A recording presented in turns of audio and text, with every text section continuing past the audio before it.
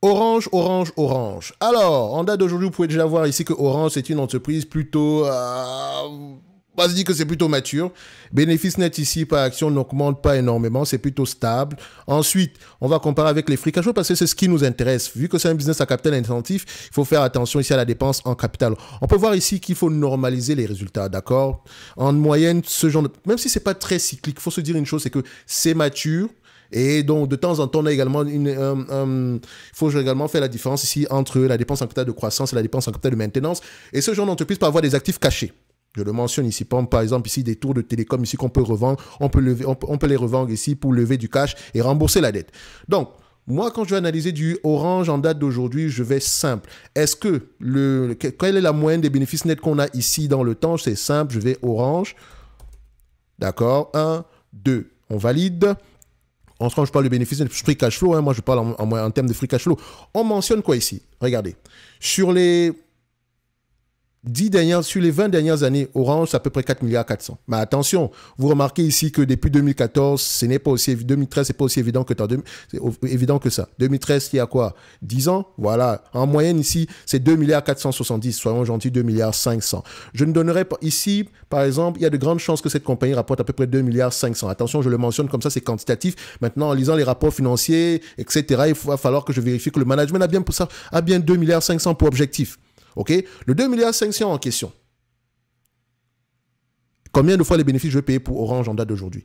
On mentionne ici que si j'achète du Orange et qu'on me garantit, entre parenthèses, 2 milliards 500 par an, je l'achète aujourd'hui à 28 milliards 900. 28 milliards 500. Donc, on fait 28 milliards 500, 2 milliards 500 divisé par 28 milliards 500, ça donne à peu près un rendement sur coût de 8,77%.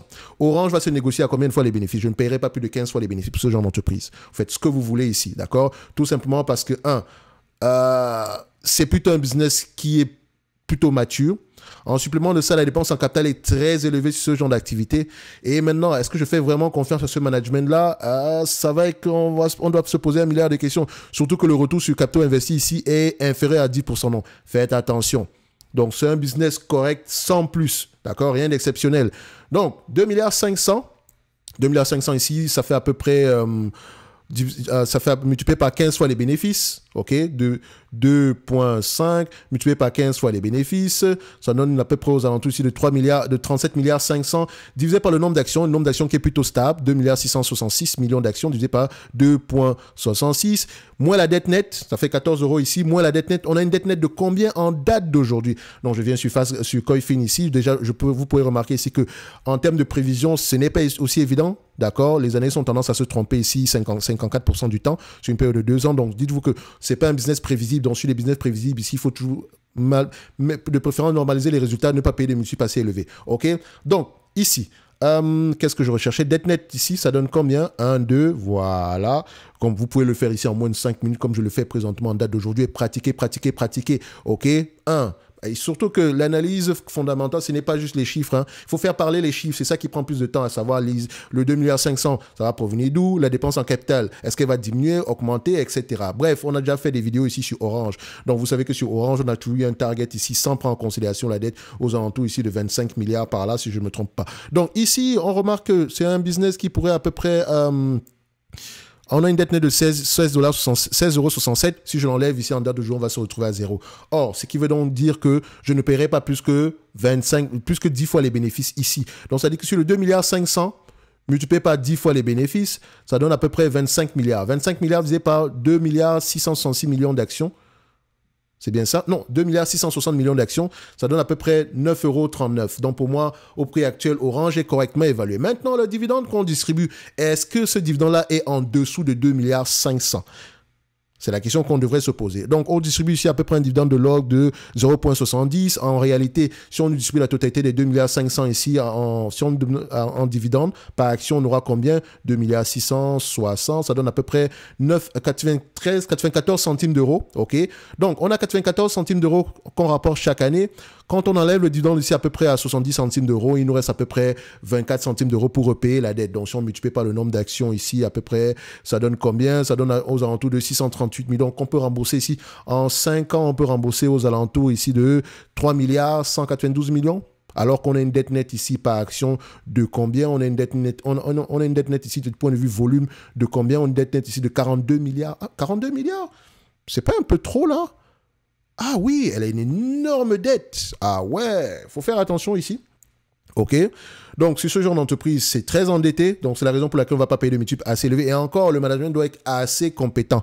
OK. Donc, moi, en date d'aujourd'hui, en fait, 33 milliards de dettes nettes avec précision.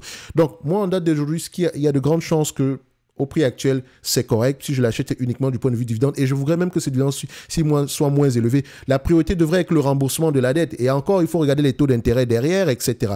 Donc, on peut également l'évaluer par rapport aux actifs tangibles nets par action, histoire de l'acheter en dessous de ces actifs tangibles nets-là. Or, les actifs tangibles nets ici, voilà, ils sont plutôt négatifs. Donc, on va les laisser de côté. Donc, pour moi, Orange est correctement évalué en date d'aujourd'hui. Si je l'achète uniquement par rapport au dividende, donc le dividende dans ma tête ici, en réalité, pour moi, c'est une entreprise, on devrait reverser ici à peu près 7% de rendement, 6,72 ici. C'est assez correct, ils ont les moyens de le faire. Mais pourquoi ne pas privilégier le remboursement de la dette ou bien le rachat d'actions? Pourquoi? En tout cas, comme d'habitude, les compagnies françaises, c'est toujours la question liée au dividende, à la politique d'allocation du capital. Parfois, ce genre d'entreprise, il vaudrait mieux racheter des actions également. Mais bon, vu qu'on taxe les super profits chez vous, parfois je me pose même des questions ici. Pourquoi? Je suis bien content d'investir à l'extérieur de la France, même s'il y a de très belles entreprises en France. Attention, je pense que je vous dis ici que regardez ailleurs. Non, il y a de belles entreprises qui ont une politique d'allocation du capital qui a du sens, mais certaines ici, parfois on se questionne. Et la majorité, généralement, on se questionne. Très rares sont les belles entreprises ici qui ont une belle politique d'allocation du capital. En tout cas, Orange n'est pas une belle entreprise, on s'entend, d'accord? Et la politique d'allocation du capital ici est questionnable, même si elle a les moyens de le faire, mais voilà. Ça s'arrête là. Ça sera juste une entreprise correcte ici pour avoir son dividende, etc. Mais voilà, je ne m'attends pas à grand-chose ici, sauf spéculation. Si on me propose plus de 15 € ici, je passe ma route, d'accord? Bref, ce n'est que mon avis, un conseil d'investissement. Comme d'habitude, je me réserve le droit de me tromper. Vous pouvez avoir la possibilité d'avoir ici, enfin, vous avez la possibilité d'avoir 25% de réduction en passant ici en description de la vidéo sur FastGraph. Donc, lien. Ensuite, en appliquant le code que vous verrez en dessous, je pense que c'est affiliate 25, un truc comme ça. Les deux sont indissociables, d'accord? Donc, on se donne rendez-vous sur la prochaine vidéo. Orange, pas une entreprise intéressante à avoir en watchlist. Maintenant, vous faites ce que vous voulez. Si vous voulez la garder en portefeuille, l'acheter pour le dividende, je ne sais pas quoi. Ça vous regarde. Merci.